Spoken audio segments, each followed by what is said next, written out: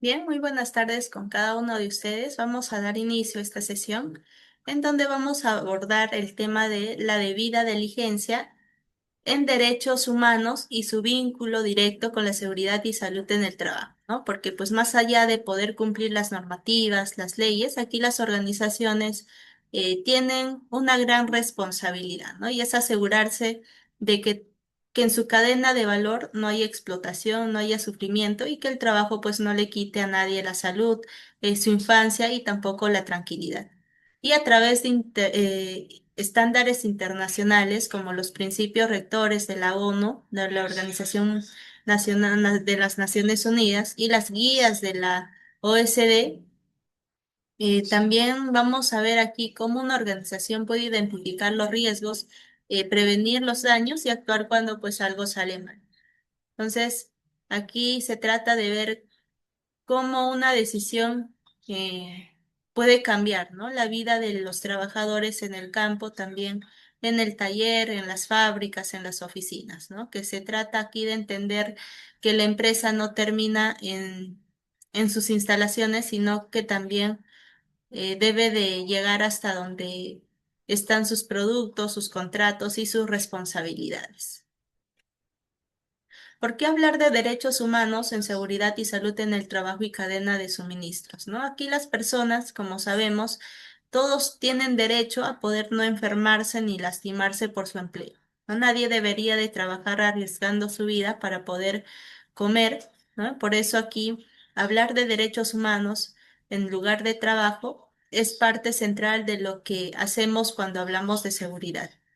En las cadenas de suministro, es decir, en todos los pasos que siguen los productos desde la materia prima hasta que llegue al cliente, pueden ocurrir muchas situaciones graves, ¿no? Por ejemplo, muchas empresas pueden contratar talleres pequeños, ¿no?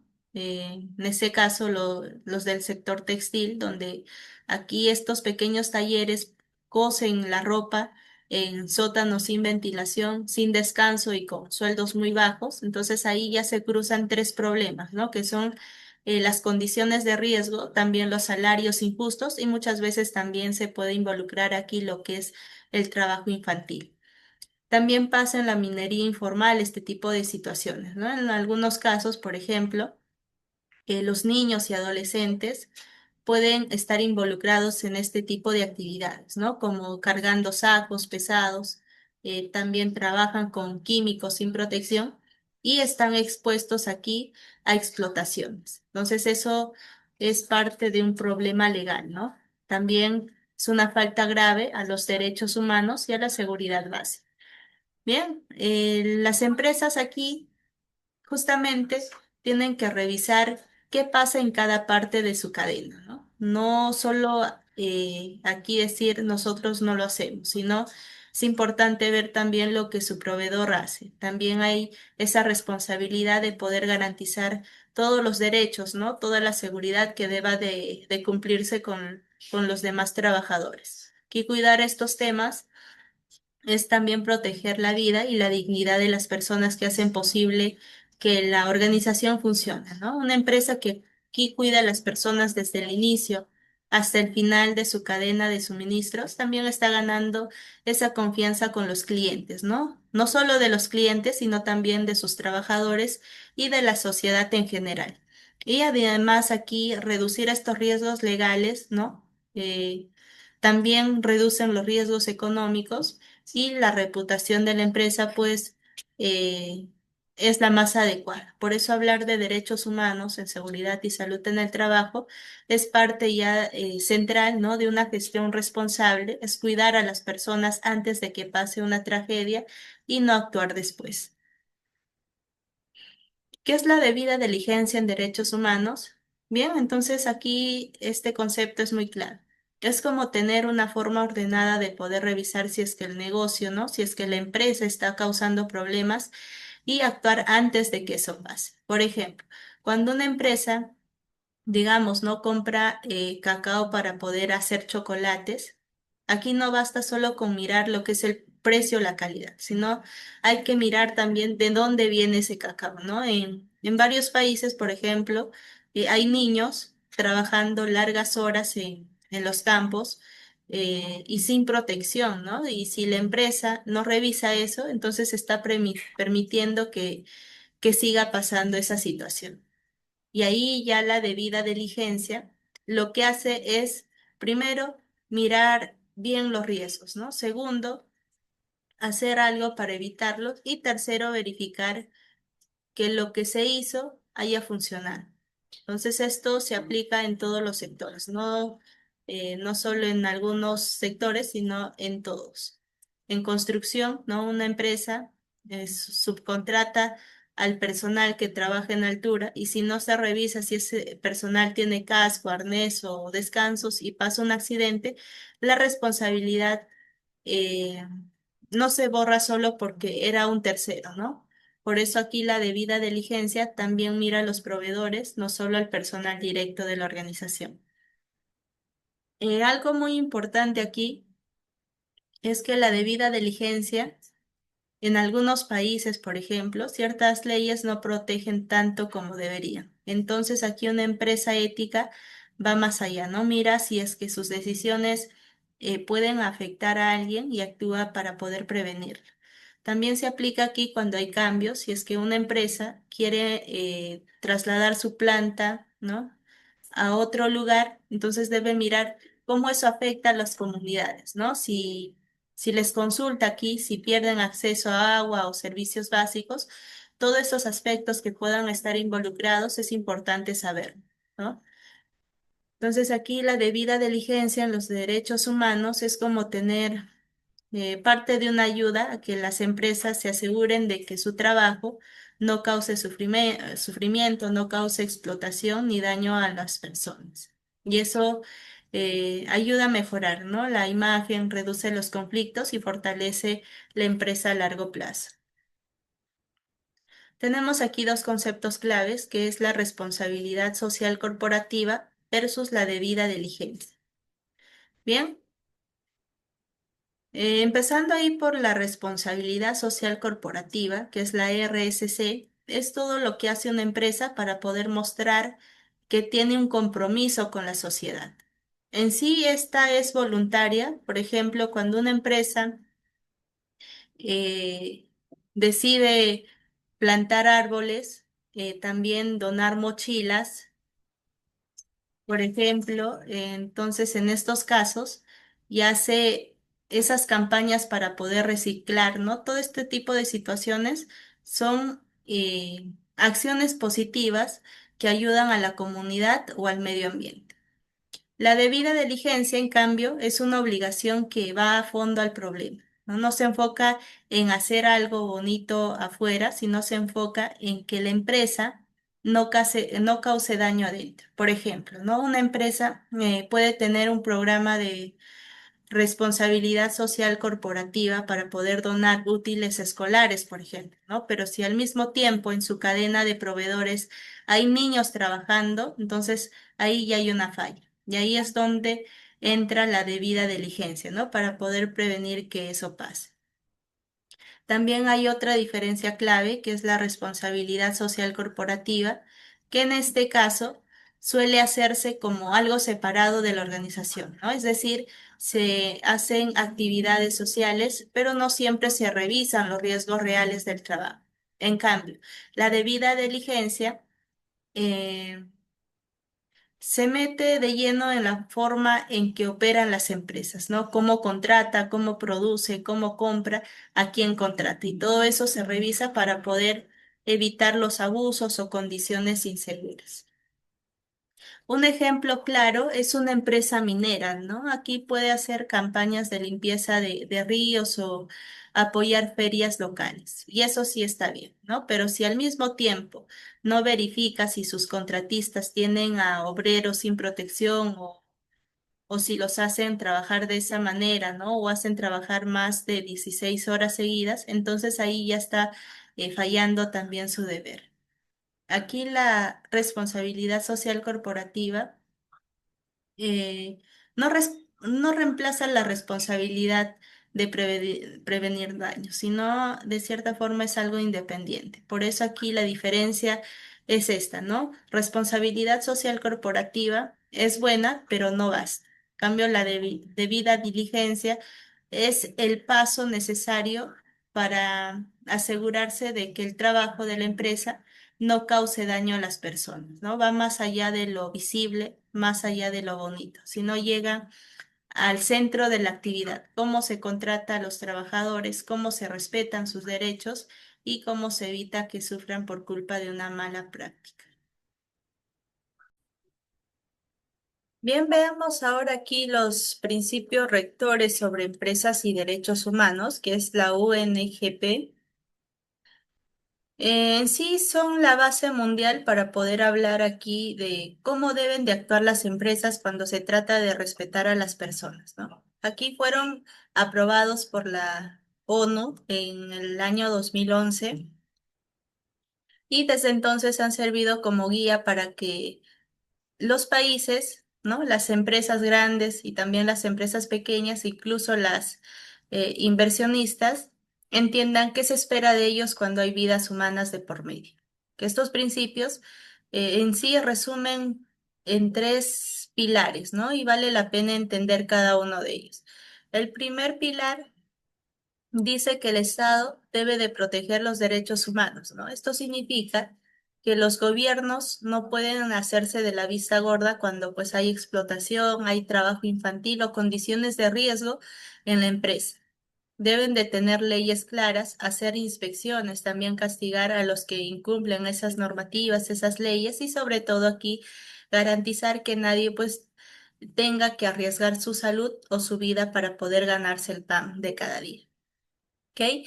El segundo pilar, y aquí es donde se enfoca esta sesión, ¿no? Dice que las empresas deben de respetar los derechos humanos.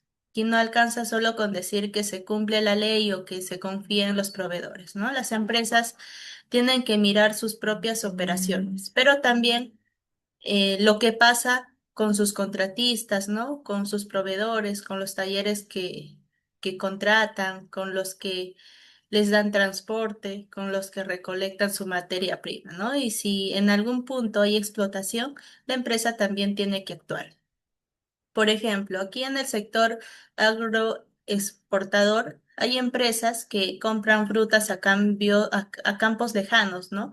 Y si en esos campos lejanos pues trabajan personas sin descanso o si no tienen acceso a agua potable, la responsabilidad no se puede evadir. No importa si no hay una ley local fuerte, lo que importa aquí es el respeto básico a la dignidad humana.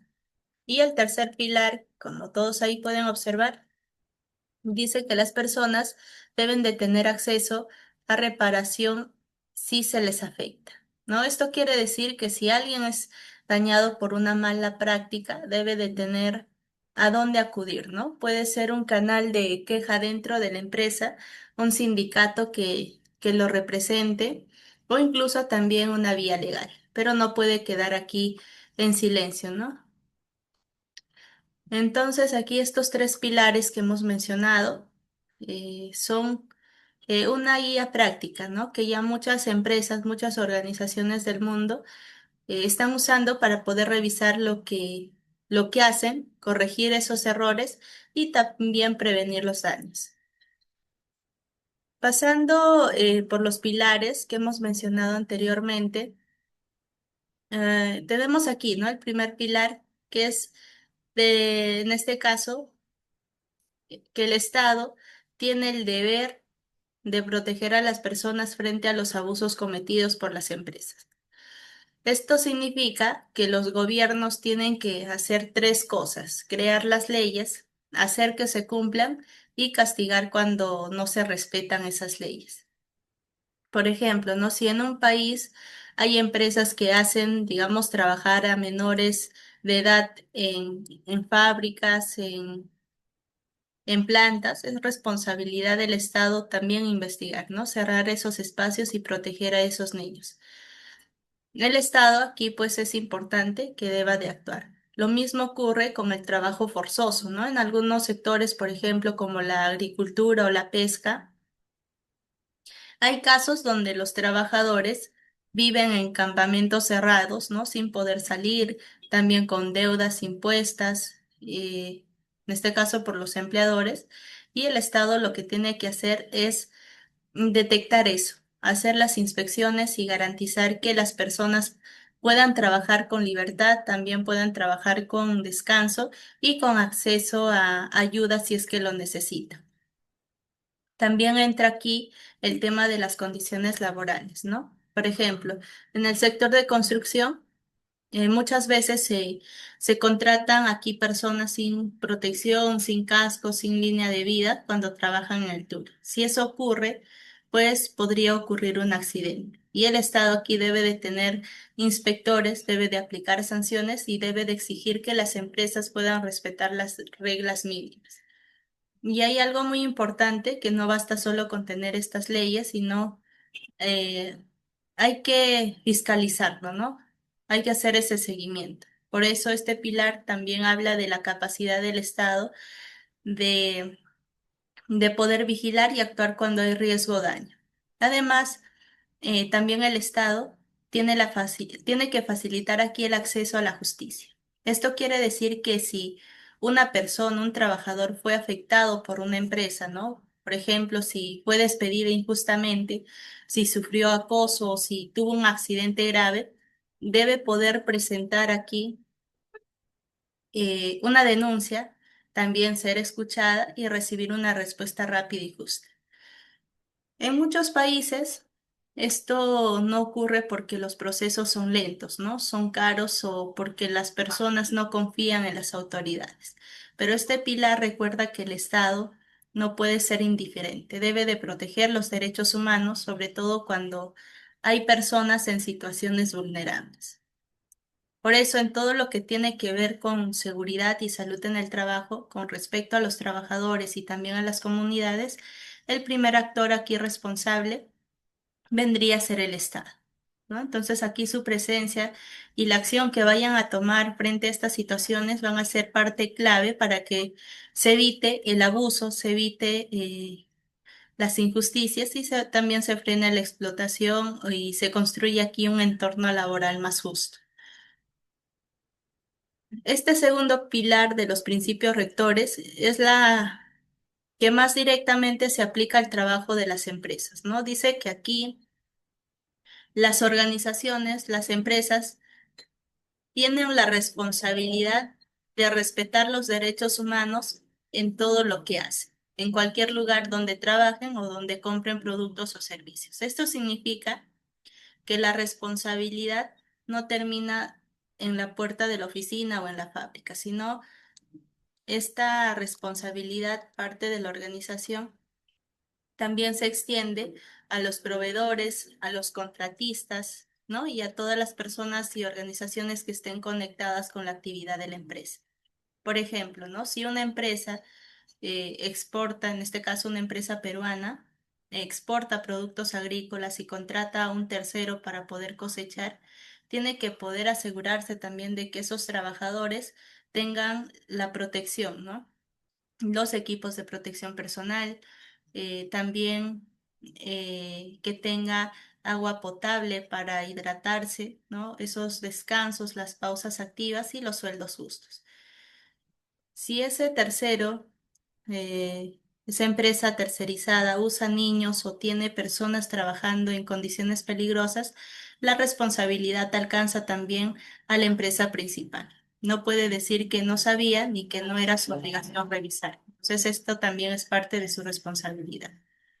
En muchos países, aquí las leyes laborales existen, pero no siempre se aplican bien, ¿no? Por eso una empresa responsable en estos temas va más allá de ese papel, ¿no? Y observa lo que pasa en la práctica, identifica los riesgos y actúa para poder prevenir que alguien pues salga dañado. Por ejemplo, aquí en los sectores textiles, una marca puede tener su sede en una ciudad moderna y cumplir con todas las normas, pero producir sus prendas en talleres escondidos, ¿no? Donde las condiciones son precarias. Si los empleados aquí de estos talleres trabajan en jornadas de más de 12 horas, sin ventilación adecuada y sin ningún contrato, esa marca también es responsable por ese trato injusto. Este pilar también deja claro que la responsabilidad de la empresa no es de una sola vez, ¿no? Se trata de estar atentos y todo el tiempo revisar cada parte del proceso, conversar con los trabajadores y corregir cuando algo se sale del camino. Entonces aquí muchas empresas ya están aplicando este concepto como parte de su rutina, ¿no? Hacen visitas a sus proveedores, piden también las certificaciones para constatar que todo esté en regla, escuchan a los trabajadores y crean ahí unos canales de reporte donde cualquiera puede alertar si es que hay algo mal o algo que quisieran mejorar. Todo esto pues va a reducir esos riesgos y también mejorar el ambiente laboral. Aquí una empresa que respeta los derechos humanos evita también problemas legales, cuida a los trabajadores y protege su reputación. Por esto es muy importante, ¿no? Este segundo pilar. El tercer pilar de los principios rectores de las Naciones Unidas trata sobre algo fundamental. ¿Qué pasa cuando una persona sufre un daño por causa de una empresa, ¿no? Y la respuesta es clara, que esa persona debe de tener acceso a la reparación. ¿Ok? Esto quiere decir que si alguien fue afectado, por ejemplo, ¿no? Si se enfermó por trabajar en un ambiente peligroso, o si fue despedido injustamente, o si vivió acoso o maltrato, tiene que haber una forma clara y segura para poder presentar su reclamo y revisar una respuesta justa. Este pilar también habla de que la empresa aquí, la organización, debe tener sus propios mecanismos para escuchar, para atender y corregir. Que esto se puede hacer, por ejemplo, con un canal de denuncias dentro de la empresa, con buzones anónimos, en donde aquí los trabajadores puedan expresar sus ideas, molestias, ¿no? Sin necesidad de poder ser identificados. También con reuniones directas o con una persona responsable que escuche los casos. Por ejemplo, ¿no? Pensemos aquí en una empresa de alimentos que contrata a un proveedor de limpieza, ¿no? Si un trabajador de ese proveedor sufre un accidente por usar químicos sin protección y nadie lo atiende, entonces se queda sin ayuda y sin trabajo. Pero si hay un canal interno para poder reportarlo y la empresa toma cartas en el asunto, ya se puede reparar el daño, ¿no? Brindarle atención médica, cubrir también la recuperación del trabajador y revisar qué falló para que no se vuelva a repetir en eventos futuros. Aquí cuando nos centramos en lo que es reparar, reparar no significa solo pagar. A veces se trata de poder reconocer también el error, pedir disculpas sinceras, mejorar las condiciones y asegurarse de que no lo vuelva a pasar a nadie más. Además, este pilar también resalta que esperar a que un problema explote públicamente es un error, ¿no? Las empresas que escuchan a tiempo también pueden resolver los problemas de forma más directa sin que llegue a juicios o sin que termine en redes sociales dañando lo que es la reputación, la imagen de la empresa. Por eso el acceso a reparación es una oportunidad para las empresas, ¿no? Es una manera de poder demostrar que hay respeto, hay humanidad y hay compromiso con hacer las cosas bien. Y cuando una empresa repara, también construye la confianza, ¿no? Entonces, este tercer pilar, recuerda ello, ¿no? Recuerda a las empresas que no basta solo con prevenir los daños, sino también hay que estar preparados para poder responder cuando las cosas no salen como se esperaba, ¿no? Y hacerlo con transparencia, respeto y rapidez. ¿Ya? Entonces, serían estos tres pilares importantes. Ahora vamos a ver aquí las guías de la OSDE para empresas multinacionales, que es la Organización para la Cooperación y Desarrollo Económico. Estas guías en sí no son leyes ni normativas, pero sí son recomendaciones oficiales y hechas por los países más desarrollados del mundo, ¿no? Y aunque fueron pensadas para solo las grandes empresas, que operan, ¿no? En muchos países también sirven como modelo para las empresas medianas, proveedores o que trabajan en cadenas de exportación. El objetivo de estas guías es muy claro: asegurar que las empresas no abusen de las personas ni del medio ambiente en ningún país donde trabajen o donde tengan proveedores, ¿no? Muchas veces aquí las grandes marcas tienen fábricas o talleres en otros países donde las leyes pues son más débiles, ¿no? O donde la mano de obra es menos costosa. Estas guías dicen claramente: no importa dónde estés, lo mínimo que debes respetar son los derechos de los trabajadores y también el cuidado del entorno. Estas guías también incluyen temas como condiciones de trabajo, salud y seguridad, transparencia, protección ambiental, igualdad de oportunidades y la lucha contra la corrupción. También remarcan algo clave: que las empresas no solo deben de mirar su propia instalación, su propia planta, su propia oficina, sino también deben de revisar lo que pasa en su cadena de suministros, que lo hemos mencionado también anteriormente, ¿no? Y esto incluye a los proveedores, contratistas y subcontratistas. Por ejemplo, ¿no? En una empresa eh, de tecnología, por ejemplo, puede tener su sede, digamos, en Europa, ¿no? Pero fabrica sus productos en Asia y obtiene minerales en África. Y según aquí las guías, ¿no? La OSD, esta empresa debe de revisar si hay niños trabajando en las minas donde extraen el mineral, si los trabajadores en las fábricas tienen descanso y equipos de seguridad, y si en el transporte no se están violando los derechos. Entonces, aquí es importante decir que ese asunto, pues, es asunto de la empresa. Otro punto importante es que las guías se usan como referencia por organismos internacionales, ¿no? Por los bancos que aquí financian los proyectos y por los gobiernos que quieren asegurar que sus empresas no se vean involucradas en escándalos. Un caso muy común es cuando se investiga una empresa porque un proveedor en su cadena de suministro fue acusado por trabajo forzoso, ¿no? Y si esa empresa no hizo nada para poder evitarlo, entonces pierde esa confianza, ¿no? También pierde contratos, eh, pierde también, digamos, clientes porque daña su reputación, daña su imagen. Pero si ya había aplicado estas guías, tenía controles y actuó apenas detectó ese problema, puede demostrar que estaba haciendo su parte.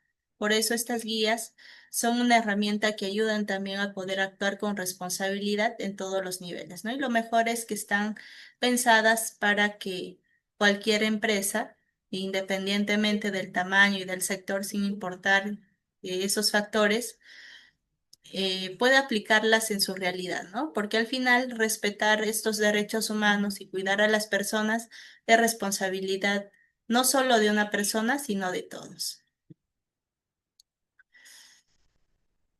Vamos a ver aquí cada uno de estos pasos con ejemplos muy reales del mundo laboral, que es de la guía de debida diligencia de la OSDE. El primero es identificar los riesgos. Primero aquí la empresa tiene que mirar dónde pueden haber problemas que afecten a los trabajadores, ¿no? No se trata solo de los riesgos económicos, también de los riesgos humanos, ¿no? Por ejemplo, si una empresa trabaja con proveedores de transportes, ¿no? En zonas alejadas, debe de preguntarse: ¿los conductores descansan bien? ¿Trabajan más horas de las permitidas? ¿No? ¿Están contratados de manera formal? ¿No? Y así preguntas similares. Y ahí ya se empieza a ver esas señales para poder identificar los posibles riesgos para las personas. El segundo paso es evaluar el nivel de gravedad. Una vez detectado el riesgo, se debe de evaluar qué tan serio es, ¿no? Por ejemplo, si se encuentra que una empacadora de frutas, eh, en una empacadora de frutas hay mujeres embarazadas levantando peso sin ayuda, eso es un detalle menor, pero es urgente actuar, ¿no? Y la gravedad y el impacto deben de guiar también la prioridad. El tercero es prevenir o reducir el daño. Aquí se pasa a la acción. La empresa debe de tomar esas medidas antes de que ocurra el problema, ¿no? Siguiendo el caso anterior, se podría dar capacitaciones a los supervisores también, poner reglas claras y cambiar los turnos para poder cuidar a las trabajadoras, ¿no? También aquí puede mejorar el contrato con el proveedor y pedir condiciones mínimas.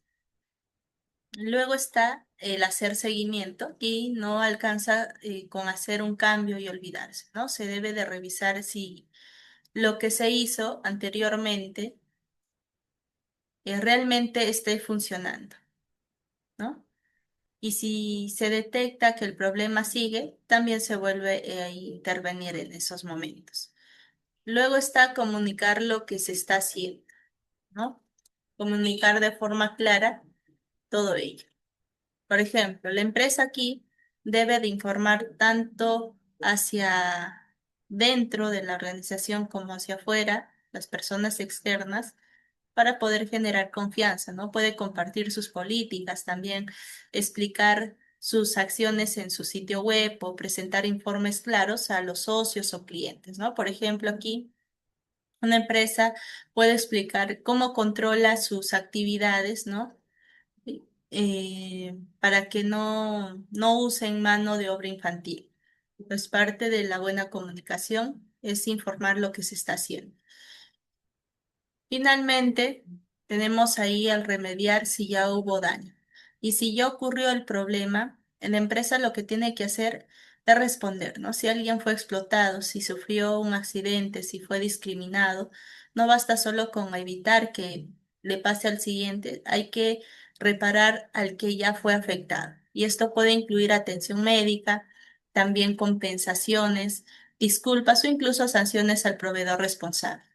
Entonces, este siglo es un modelo útil porque ayuda a actuar paso por paso, ¿no? De manera constante y lo más importante aquí se aplica en toda la cadena de suministro, desde la empresa principal hasta el proveedor más pequeño, porque el respeto, como ya lo hemos venido mencionando, el respeto a las personas no se terceriza, ¿no? Se controla, se exige y se mejora. ¿Cuál es el enlace entre derechos humanos y seguridad y salud en el trabajo?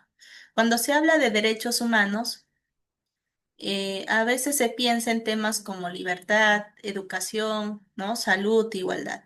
Pero dentro de esos derechos también está el derecho a la vida y la integridad física y mental. Y estos derechos se ejercen, ¿no?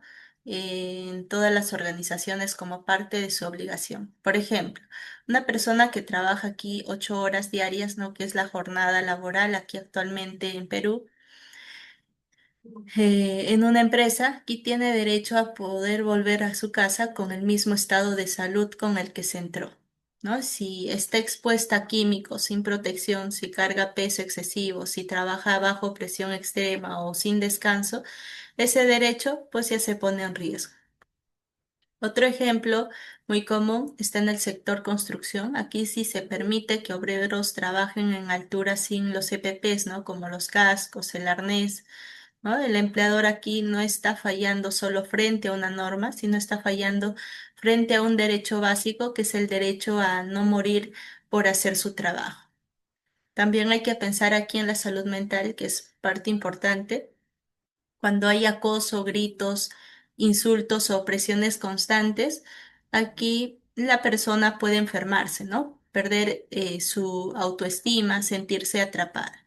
Entonces, esto también es violación de sus derechos, aunque no deje una herida visible.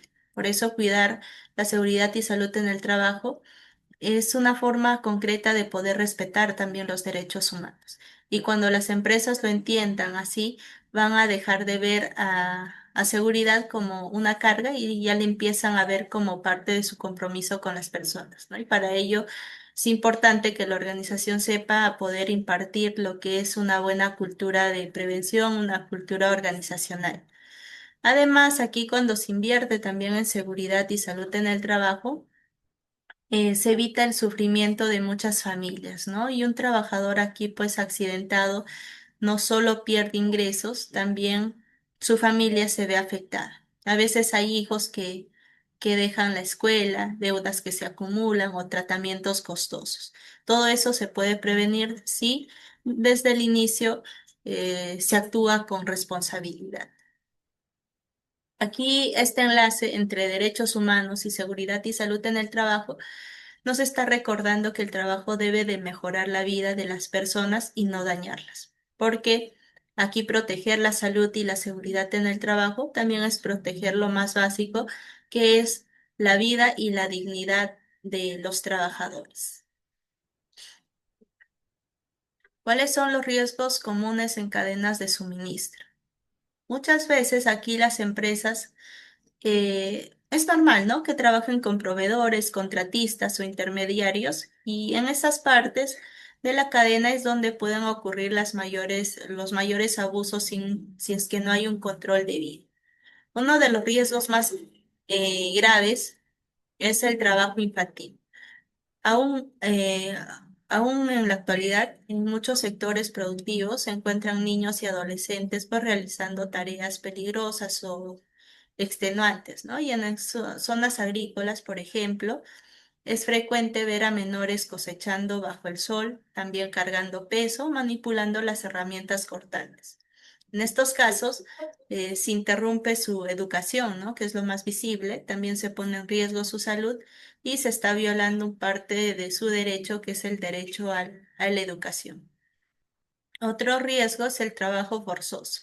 Esto ocurre cuando una persona trabaja porque no tiene otra opción, ¿no? A veces tiene una deuda impuesta por el empleador, a veces le retienen sus documentos o le dicen que si se va a perder el pago. Esto se ha detectado, ¿no? Por ejemplo, en industrias pesqueras, donde los trabajadores aquí viven en barcos semanales o, ¿no? O en este caso eh, semanas enteras sin poder regresar a tierra, ¿no? O en talleres donde las personas duermen en el mismo lugar donde trabajan y no tienen ese contacto con el exterior. También están las condiciones inseguras de trabajo. Esto puede incluir la falta de los equipos de protección personal, también los espacios mal ventilados, las herramientas defectuosas o jornadas laborales demasiados largos.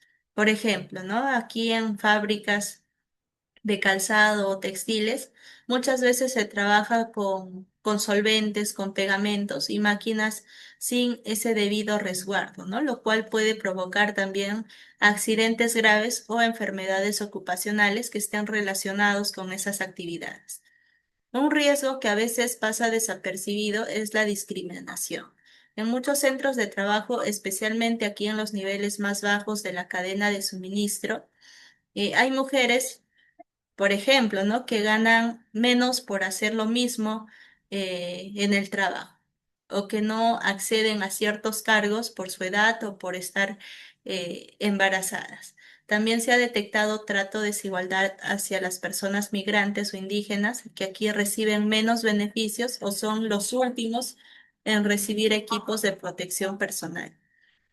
Finalmente, no se puede dejar de lado el daño ambiental. Algunas empresas aquí usan proveedores que pues contaminan ríos, ¿no? Queman terrenos o dejan residuos peligrosos cerca de las comunidades, que es parte entonces de los riesgos que se presentan en estas actividades. Y todos estos riesgos que hemos mencionado pueden parecer lejanos, pero si la empresa no controla su cadena de suministros, ¿no? Desde la recepción de su materia prima hasta la llegada del producto final, puede estar participando en estas prácticas sin darse cuenta, ¿no? Por eso conocer estos riesgos y también actuar a tiempo es parte fundamental de la debida diligencia y del respeto de los derechos humanos.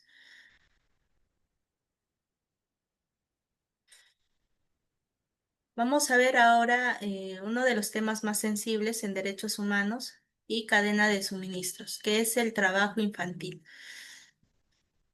Todavía hoy, pues millones de niñas y niños en el mundo, recordemos que están trabajando en condiciones peligrosas sin la protección y muchas veces sin poder estudiar ni jugar, ¿no?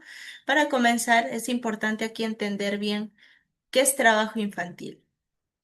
Por ejemplo, ¿no? Un adolescente que ayuda en la tienda familiar unas horas después del colegio no necesariamente está en una situación de explotación. El problema aparece cuando ese trabajo le impide estudiar y también daña su salud, pone en riesgo su seguridad o lo obliga a dejar su infancia demasiado pronto. Por ejemplo, aquí en zonas rurales es común encontrar niños cosechando desde las 5 de la mañana, ¿no? Bajo el sol, sin desayunar y con herramientas peligrosas, como lo hemos ido mencionando. Muchos dejan aquí también el colegio porque necesitan ayudar aquí a sus familias y esto no solo afecta a su salud física, sino también está limitando las oportunidades en la vida. Y eso es una forma de pobreza que se transmite de generación en generación. Las causas del trabajo infantil son varias, ¿no? Una de las más comunes es la pobreza, también la falta de servicios públicos, la informabilidad, también las deudas familiares o incluso costumbres culturales. Pero eso, pues no lo hace aceptar. Y aquí las empresas tienen que mirar también, ¿no? Lo que sucede en esos entornos. Aquí entra en juego dos normas internacionales muy importantes de la Organización Internacional del Trabajo, ¿no? Que es el convenio 138. Aquí establece la edad mínima para poder trabajar y en la mayoría de países es de 15 años, aunque hay excepciones en zonas rurales o para trabajos ligeros. El convenio 182, por su parte, aquí prohíbe las peores formas de trabajo infantil como la esclavitud, la trata, el trabajo en minería peligrosa o la explotación sexual. Estos convenios son compromisos legales, ¿no? Que los países han ido asumiendo y las empresas también deben de respetar incluso cuando trabajan en lugares con poca fiscalización. Ahora bien, ¿cómo se puede identificar si un proveedor incurre en trabajo infantil? Lo primero es revisar, ¿no? Los registros del personal. Si en una nómina aparece personas menores de edad, hay que preguntar por su situación. Segundo, haciendo visitas también sin previo aviso, ¿no? Muchos proveedores intentan esconder esta práctica cuando saben que habrá auditoría, habrá inspección. Las visitas sorpresivas muestran cuál es la realidad. Por ello, es importante hacer esas visitas. Tercero, haciendo entrevista con los mismos trabajadores y también con los vecinos, ¿no? O autoridades locales. También se puede cruzar aquí información. Por ejemplo, si una empresa tiene 100 trabajadores en una zona rural muy pobre y produce grandes cantidades con rapidez, eso puede indicar ese exceso de mano de obra informal y es clave verificar que no sean menores de edad. Y algo muy importante, eh, no se trata solo de identificar el problema y cortar el contrato, sino se trata de poder corregir, de poder buscar soluciones, de trabajar con el proveedor para que mejore sus prácticas y no recurra pues al trabajo infantil como única salida. Para ello tenemos aquí la evaluación de riesgos en la cadena de suministros. Para poder actuar con responsabilidad, una empresa debe de saber exactamente dónde están los riesgos en su cadena de suministros, ¿no? No se basa solo en poder confiar o asumir que todo está bien. Por eso la evaluación aquí de riesgos es uno de los pasos más importantes de la debida diligencia. Este proceso comienza con lo que llamamos el mapeo de los proveedores, ¿no? ¿Qué significa esto? Pues significa que debemos de conocer a fondo quiénes son los proveedores, también dónde están ubicados, qué tipo de trabajo hacen y cómo lo hacen. Una empresa no puede controlar aquí lo que no conoce, ¿no? Por eso es importante que identifique, haga ese mapeo de los proveedores. Por ejemplo, si una empresa peruana exporta, digamos, ¿no? Frutas y compra insumos a 5 o 6 proveedores en zonas rurales, debe de identificar aquí si alguno de ellos pues contrata trabajadores de manera informal, ¿no? Si paga salarios por debajo de lo mínimo o si hay riesgos de trabajo infantil durante la cosecha. Que este es el objetivo del mapeo, ¿no? Ver claramente quién hace qué y con qué condiciones. Una vez hecho ese mapeo, también se aplican las herramientas de evaluación. Una de las más usadas es la auditoría social.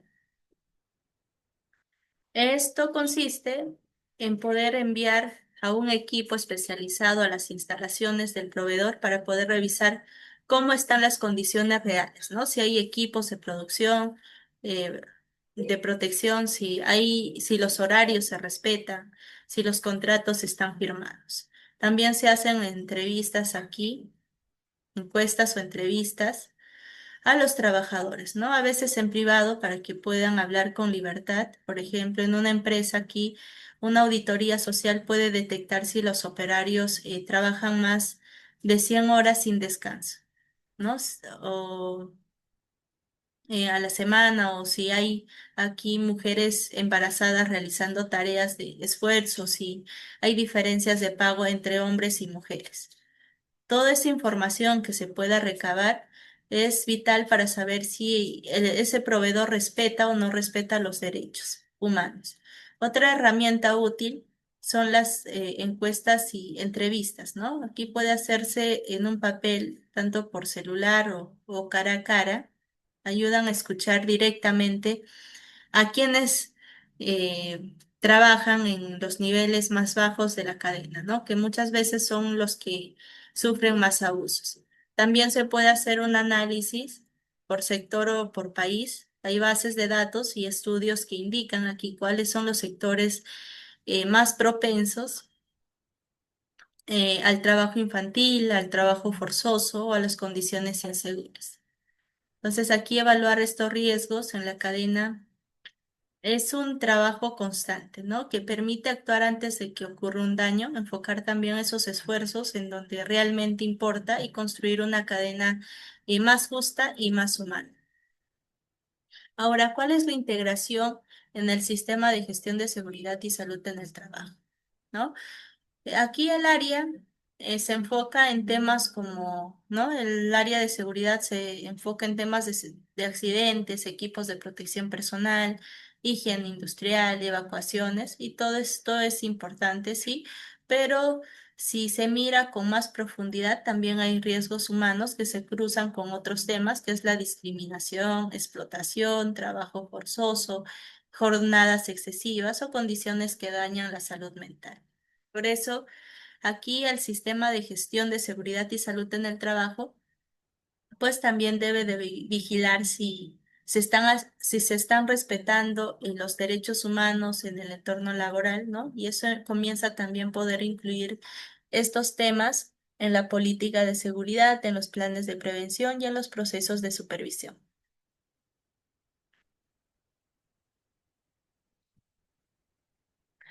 Por ejemplo, si se identifican aquí trabajadores que han sido contratados a través de una agencia que no les da descanso semanal, que les paga en efectivo sin boleta o que no permita reportar incidentes, ahí no solo hay riesgo legal, ¿no? Hay riesgo, eh, hay una afectación directa a la dignidad de la persona. Y el área de seguridad y salud en el trabajo pues tiene que intervenir porque está relacionado también con la salud y el bienestar del trabajador. Otro caso muy frecuente ocurre cuando los trabajadores migrantes aquí no conocen cuáles son sus derechos, ¿no? No tienen esos canales de queja o temen denunciar por miedo a perder el empleo. Si el sistema de seguridad no contempla eso, queda también una parte del riesgo fuera del sistema. Entonces, ¿cómo se puede integrar la debida diligencia al sistema de gestión? Primero, incluyendo los criterios de los derechos humanos en la política general de seguridad, ¿no? Por ejemplo, declarando que no se permite el trabajo infantil, que no se permite el trabajo forzoso ni los tratos discriminatorios. Segundo, revisando los procedimientos de contratación, ¿no? Y asegurándose de que los proveedores o contratistas cumplan con las mismas condiciones de seguridad y también el respeto que se exige internamente. Tercero, incluyendo estos temas en la evaluación de riesgo, ¿no? No solo viendo si hay peligro físico, sino también si hay situaciones que puedan afectar psicológicamente al trabajador. Cuarto, promoviendo también la formación constante, ¿no? El personal de seguridad debe de recibir capacitación para poder identificar cuáles son esas señales de abuso, vulnerabilidad o explotación. Por ejemplo, ¿no? Si un técnico ve que un joven trabajador tiene comportamientos extraños o está agotado, tiene miedo a hablar, debe de saber cómo actuar. También es clave aquí que el sistema incluya canales de comunicación seguros y accesibles, donde aquí cualquier persona pueda reportar un problema sin miedo a represalias, ¿no? Y estos canales deben de ser conocidos por todos, desde el personal fijo hasta el personal tercerizado.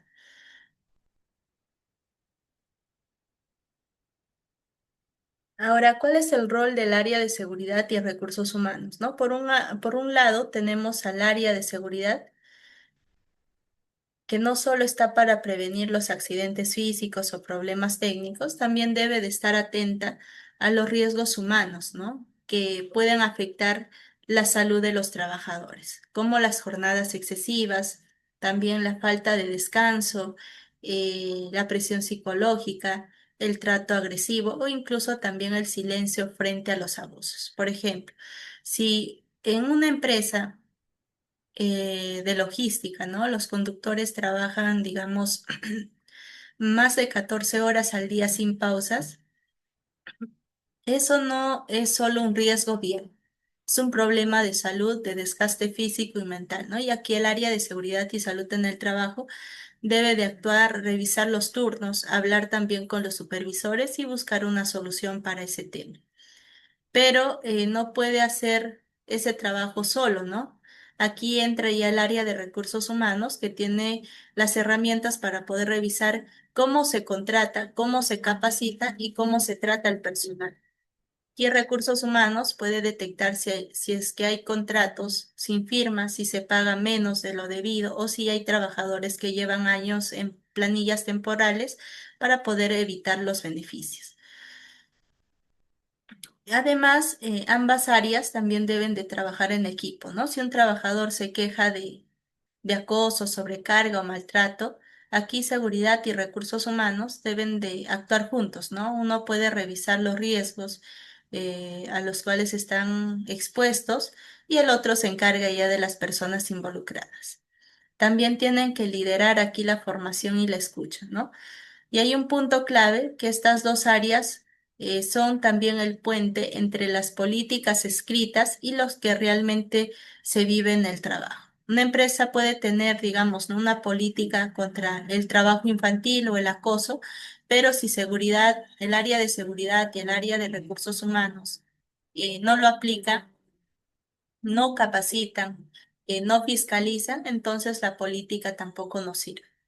Por eso, cuando se aplica aquí la debida diligencia en derechos humanos, aquí el rol de seguridad y de recursos humanos es importante, no es vital. Son quienes están más cerca de los trabajadores, quienes pueden detectar a tiempo un problema y quienes pueden garantizar que la empresa no solo cumpla las normas, sino también que trate a las personas con respeto, justicia y dignidad, que esto es lo que más importa. Una empresa que realmente quiere respetar los derechos humanos y también proteger la seguridad de sus trabajadores, también debe de medir, ¿no? Y para eso existen los indicadores de cumplimiento. Estos indicadores son como señales que permiten ver si es que una política está funcionando, ¿no? Si hay mejoras o si todavía hay puntos débiles. Uno de los primeros indicadores es la cantidad de proveedores evaluados en temas de derechos humanos, ¿no? Otro dato importante es el porcentaje de trabajadores con contrato formal y beneficio. También hay que medir la formación interna, ¿no? Y otro punto clave son los canales de queja. No basta aquí con que existan, sino hay que ver cuántas personas lo usan, ¿no? Cuántos casos se reciben y cuántos se resuelven. Y un indicador muy importante es la reducción de los incidentes relacionados con el trabajo forzoso, el trabajo infantil y también la discriminación. Entonces, aquí estos indicadores nos van a permitir ver si es que se está avanzando o si se está repitiendo el error. Y como en cualquier tema importante, lo que no se mide, pues no se mejora, ¿no? Y una empresa que quiere hacer las cosas bien debe de también tener ese valor de poder mirar los datos, de aprender de ellos y utilizarlos para poder proteger mejor a los trabajadores. Ahora, ¿cuál es el rol del liderazgo empresarial? Aquí cuando el gerente general, el dueño o el director, ¿no? De las operaciones creen estos valores y también los aplica en sus decisiones, pues todo el equipo comienza también a entender que el respeto es una prioridad, ¿no? Por ejemplo, si una empresa enfrenta una situación difícil y debe de elegir entre recordar gastos o seguir pagando a sus trabajadores, con todos sus beneficios, lo que haga aquí el líder va a marcar esa diferencia. El liderazgo también se demuestra en cómo se responde a un problema. Si ocurre una denuncia de acoso o si se descubre que un proveedor usa trabajo infantil, ¿no? Un buen líder eh, pide investigar, pide corregir y asegurarse de que no vuelva a pasar ello. También hay líderes que simplemente ignoran los temas de derechos humanos, ¿no? Dan discursos bonitos, pero a la hora nunca bajan a supervisar, no escuchan al personal, no saben qué pasa en cada cadena de suministro. Pero cuando un líder visita las áreas operativas, ¿no? Pregunta cómo están los trabajadores, escucha también una queja sin ofenderse, entonces ahí ya está construyendo una cultura distinta, una cultura de respeto donde todos entiendan que no se puede maltratar ni callar lo injusto, ¿no? Ni mirar al costado.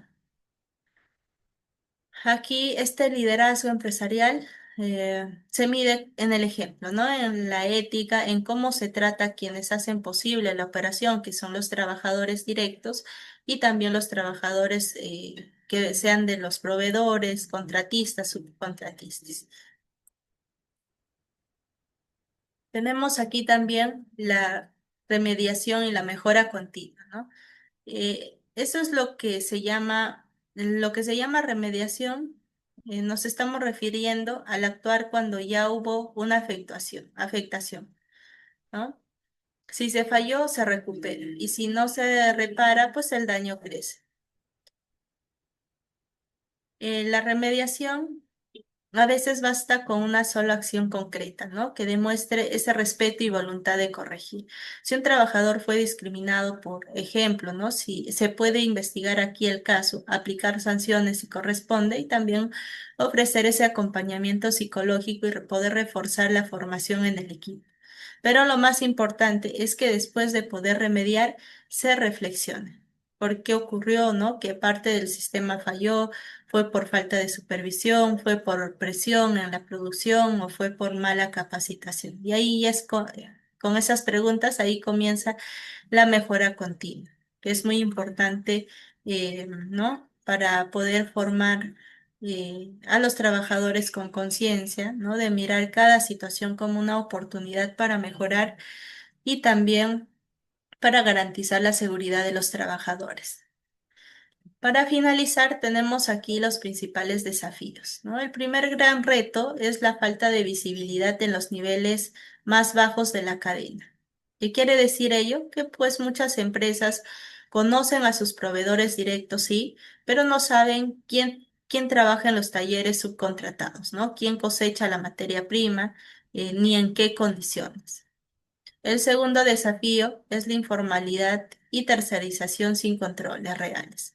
Esto ocurre mucho en limpieza, transporte, vigilancia o construcción, en donde las personas suelen trabajar para una empresa que a su vez también trabajan para otra. Y en medio de tanto intermediario, nadie se hace realmente responsable de las condiciones laborales.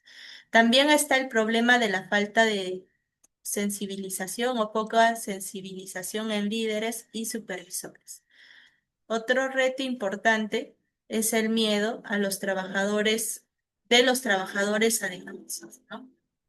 Muchas personas temen hablar porque creen que perderán el trabajo, ¿no? Que los cambiarán de turno o que no pasará nada. Si no hay confianza, pues los canales de queja tampoco servirían. Por eso escuchar aquí con respeto y responder a tiempo es parte clave para que todo este sistema funcione. Además, hay una dificultad constante que es asegurar el cumplimiento en los proveedores externos, ¿no? Que realmente cumplan todas las normativas.